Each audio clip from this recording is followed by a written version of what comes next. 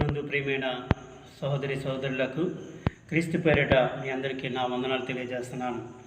ప్రత్యేకంగా ఈ దినాన్ని దేవుడు మనతో మాట్లాడడానికి ఆయన ఇష్టపడుతున్నాడు. ఏంటి ఆ మాటలంటే, మనం దైనందిన జీవితంలో కానీ, విద్యార్థి దశలో కానీ, పెద్దవాళ్ళైనా కానీ ఎవరైనా సరే ముఖ్యంగా మనం నేర్చుకోవలసింది ఏంటంటే, మనము వినాలి అని అంటాం. కానీ అవి ఏంటంటే వినాలి, ఎవరి మాటలు వినాలి అనే అంశం మీద ఈ దినాన్ని దేవుడు మనతో మాట్లాడడానికి ఇష్టపడుతున్నాడు. ఆ మాటలను ఈ దినాన్ని మనం నేర్చుకుందాం. దేవునికి వాక్యం చదువుకొని ముందుకు వెళ్దాం. ద్వితీయోపదేశకాండం 28వ అధ్యాయము మొదటి 2 వచనాలు మనం చదువుకొని దేవునికి వాక్యాన్ని మనం ముందుకు సాగిపోదాం.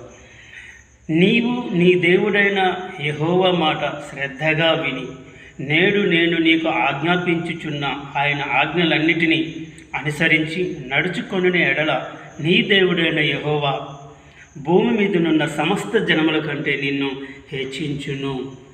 2వ వచనం, నీవు నీ దేవుడైన యెహోవా మాట వినిన ఎడల ఈ దీవెనలనియు నీ మీదకి వచ్చి నీకు ప్రాప్తించును. ప్రార్థన చేసుకుందాం.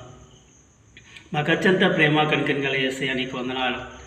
మా ప్రభువా, ప్రత్యేకంగా ఈ దినాన్ని నీ సన్నిధిలో ఈ మాటలు ప్రభువనైనా వినిచున్న ప్రతి ఒక్కరితో నీవే మాట్లాడండి, సహాయం చేయండి, మాతో ఉండండి, నడిపించమని వినిచున్న ప్రతి ఒక్కరితో నీ యొక్క పరిశుద్ధాత్ముడ నీ కార్యం జరిగించుకోమని యేసునామమున అడుగుచున్నాము తండ్రి, ఆమేన్.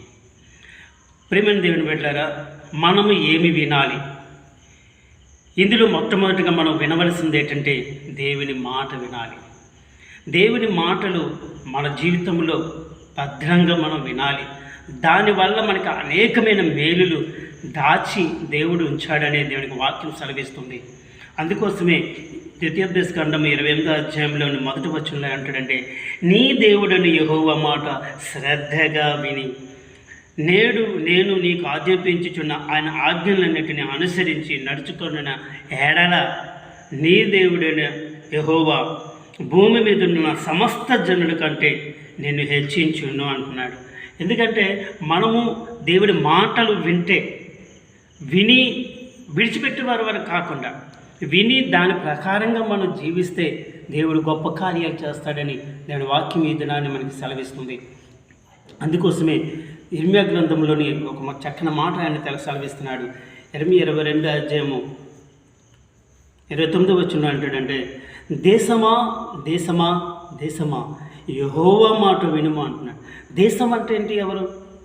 దేశం అంటే, అందుకోసమే గురజాడ మహాకవి అంటాడు ఆయన, దేశం అంటే మట్టి కాదే, దేశం అంటే మనుషులు అని. అందుకోసమే దేవుడు ప్రజలకు చెప్తున్నాడు, దేవుని మాట వినండి. దేవుని మాట వింటే ఏం జరుగుతుంది అంటే, యెషయా గ్రంథంలోని 55వ అధ్యాయము 3వ వచనంలోని చక్కగా మనకు ఆయనకు తెలియజేస్తున్నాడు. ఆ మాటలో ఒకసారి మనం జ్ఞాపకం చేసుకుందాం. ఏంటి అక్కడ అంతగా అన్నాడంటే, ఒక మాట చెప్తున్నాడు ఇక్కడ, చెవియొగ్గి నా యొద్దకు రండి, మీరు వినిన ఎడల మీరు బ్రతుకుదురు, నేను మీతో నిబంధనను చేసేదను, దావీదునకు చూపిన శాశ్వత కృపను మీకు చూపెదను. ఇంకా ఇక్కడ స్పష్టంగా మనతో ఏం చెప్తున్నాడంటే, నేను మీతో నిత్య నిబంధన, ఒక్కసారి చెప్పి రెండోసారి మర్చిపోయే నిబంధన కాదండి. చెవియొగ్గి ఆయన మాటలు వింటే మనం బ్రతుకుతాం. మనం బ్రతకాలి అనుకుంటే ఈ లోకంలో ఉన్నంత కాలం మనం బ్రతకాలి అంటే ఆయన మాటలు మనం వినాలి. ఇలాగ మనం వినకపోవడం వల్ల అనేకమైన విధాలుగా మనం దేవుని సన్నిధి నుండి దూరం అయిపోతున్నాం. ఆ దూరం అవ్వకుండా ఉండడం కోసమే దేవుని వాక్యం చెప్తుంది, మనము దేవుని మాటలు వింటే మనం బ్రతుకుతాం. ఎందుకంటే దేవుని సన్నిధిలో మనం ఉంటున్నాం, మన మాటలు వింటున్నాం, కానీ దేవుని జీవితంలో నిర్లక్ష్యంగానే ఉంటున్నాం, పెడచెవిడి పెడుతున్నాం దేవుని మాటలు. అందుకోసమే దేవుడు చెప్తున్నాడు మనకి ఈ దినాన్ని మనం శ్రద్ధగా దేవుని యొక్క మాటలు విని ముందుకు సాగిపోయినట్లయితే దేవుడు గొప్ప కార్యాలు చేస్తాడని దేవుడు తెలియజేస్తున్నాడు. అలాగే యోహాను సువార్త మనం చూసినట్లయితే 5వ అధ్యాయము 24వ వచనంలో చూస్తే అక్కడ చక్కని మాటలు మనకు తెలియజేస్తున్నాడు ఆయన. నా మాట విని నన్ను పంపిన వాని యందు విశ్వాసముంచువాడు నిత్య జీవము గలవాడు. వాడు తీర్పులోనికి రాక మరణంలో నుండి జీవములోనికి దాటి ఉన్నాడని మీతో నిశ్చయముగా చెప్తున్నాను. చూడండి, దేవుడు యేసుక్రీస్తు ప్రభుల వారు ప్రత్యేకంగా ఆయన స్వయంగా మనకు తెలియజేస్తున్నాడు. నా మాట అంటున్నాడు. దేవుని మాట వినిన ఎడల మనం ఏం చేస్తున్నాడంటే, ఆయన పంపిన వాని యందు విశ్వాసం ఉంచువాడు. దేవుని మాట వినడమే కాదు, ఆ విని దానిలో నుండి విశ్వాసాన్ని పెంపొందింపు చేసుకోమని చెప్తున్నాడు. అలాంటి వాడు తీర్పులోనికి రాడు. దేవుని మాట విని దాని ఎంత లక్ష్యమించిన వాడు తీర్పులోకి ఎందుకు వస్తాడు? దాన్ని అనుసరించిన వాడు తీర్పులోనికి రాకుండా మరణములో నుండి జీవములోనికి దాటి ఉన్నాడని నీతో నిశ్చయంగా చెప్తున్నాను. ప్రియమైన దేవుని మీద ఈరోజు రాత్రికాల సమయంలో ఇక్కడ మనం కూడిన మనము దేవుని సన్నిధిలో దేవుడు మనతో మాట్లాడుతున్నాడు. నీవు ఆయన మాటలు వింటే, ఆయన యందు విశ్వాసం ఉంచితే నీవు తీర్పులోనికి రాకుండా ఉంటావని చెప్తున్నాడు. ఇక ఇందులో మనం చివరిగా మనం ఒక మాట వింటే, యాకోబు రాసిన పత్రికల్లోనే అంటాడు, ఆయన చక్కగా మనకు తెలియజేస్తున్నాడు. యాకోబు పత్రిక 1వ అధ్యాయంలోని 19వ వచనం చూస్తే అక్కడ చక్కని మాటలు చెప్తున్నాడు. నా ప్రియ సహోదరులారా, మీరీ సంగతి ఎరుగుదురు గనుక ప్రతి మనుష్యుడు వినుటకు వేగురు పడువాడును, మాట్లాడటకు నిదానించువాడును, కోపించుటకు నిదానించువాడునై ఉండవలెను. ఇక్కడ 2 విధాలుగా చెప్పుకొని వస్తున్నాడు. వినుటకు ఏం చేయాలండి? వేగురు పడాలి. అంటే ఏం చెప్తున్నారా? మనం దేవాలయానికి వెళ్తుంటాం, అనేక ప్రాంతాలకు వెళ్తుంటాం. మంచి అనేది మనం విడిచిపెట్టాం. మంచి మాటలు వెళ్ళి చెప్తూ ఉంటే అది మనకి పెడచెవిని పెడుతుంటాం. ఎవరితో మాట్లాడుతుంటాం, ఏదోదో చేస్తూ ఉంటాం. కానీ అది కాదు, దేవుని యొక్క వాక్యం చెప్తుంది, వినుటకు వేగురు పడాలి. ఈ చిన్నవాడు చెప్పినా వినాలి, మనం పెద్దవాడు చెప్పినా వినాలి, ముసలివాళ్ళు చెప్పినా వినాలి. ప్రతి ఒక్కరు కూడా చెప్పిన మాటలు మనము వినాలి. వినినప్పుడే దేవుడు నిన్ను ఆశీర్వదిస్తాడు. కనుక దేవుని మాటలు వినడంలోని ఎన్ని దీవెనలు మనకు ఉంచాడంటే, అందుకోసమే ద్వితీయోపదేశకాండంలో మరలా మనం ఒకసారి జ్ఞాపకం చేసుకుంటే అక్కడ చెప్తున్నాడు ఆయన, నీ దేవుడని యెహోవా మాట వినిన ఎడల ఈ దీవెనలన్నీ నీ మీదకి వచ్చి నీకు ప్రాప్తించును. కనుక నీవు దీవించబడాలి అంటే, ఆశీర్వదించబడాలంటే ఆయన మాటలను శ్రద్ధగా మనం వినాలి. అప్పుడే దేవుడు మనల్ని ఆశీర్వదిస్తాడు. రెండవదిగా మనం ఏం వినాలి అని ఆలోచిస్తే, దేవుని సేవకుల మాటలు వినాలండి. దేవుని సేవకుల మాటలు ఈ రోజుల్లో ఎంత నిర్లక్ష్యంగా మనం అంటున్నామంటే, మనం విన్న వాక్యమే కదా, విన్న మాటలే కదా అనుకుంటూనే మనం దాటివేస్తూ ఉంటాం. కానీ దేవుడు అంటున్నాడు, ఇది నాని, నీవు దేవుని మాటలు వినాలి. దేవుని సేవకుని మాటలు వినాలి. దేవుని మాటలు వినాలి, దేవుని సేవకులు చెప్పిన మాటలు కూడా మనం వినాలి. అందుకోసమే ఇక్కడ చక్కగా మనకి తెలియజేస్తున్నాడు. చూడండి, ఇక్కడ 1 రాజుల గ్రంథంలోని ఆయన తెలియజేస్తున్నాడు. 17వ అధ్యాయంలోని మనం చూస్తే 10-11 వచనాలను ఒకసారి మనం చూద్దాం. అందుకతడు లేచి సారేపతునకు పోయి పట్టణపు గవని యొద్దకు రాగా ఒక విధవరాలు అచ్చట కట్టెలు ఏరుచుండట చూచి ఆమెను పిలిచి, త్రాగుటకై పాత్రతో కొంచెము నీళ్లు నాకు తీసుకురమ్మని వేడుకొనెను. ఆమె నీళ్లు తేబోచుండగా అతడు ఆమెను మరలా పిలిచి, నాకు ఒక రొట్టె ముక్కను నీ చేతిలోనికి తీసుకొని